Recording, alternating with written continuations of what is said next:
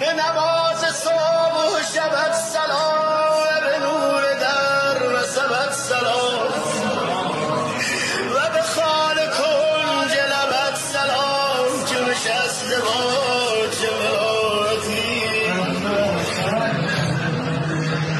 به جمال وارث کوثری، به خدا محمد دیگری، به روایتی خود حیدری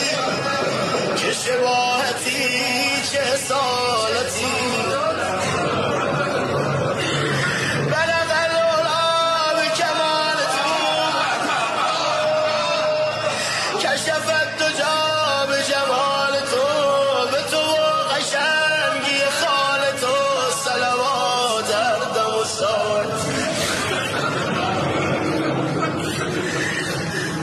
شده پر دو چشم تو از ازل، یکی از شراب و یکی عسل، نظرت چه کرده در این غزل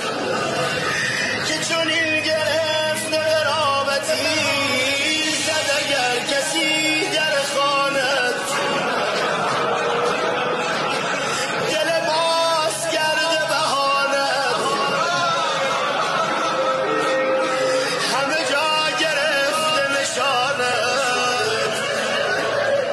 به چه حسرتی به چه حالتی، نه مرا نبین رسدم نکن،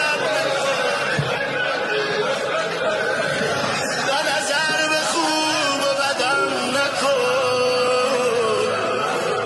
که آستان ستخانه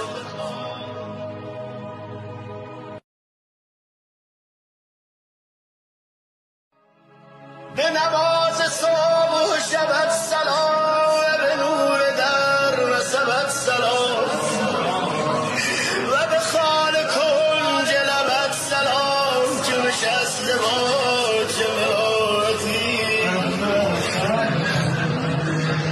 به جمال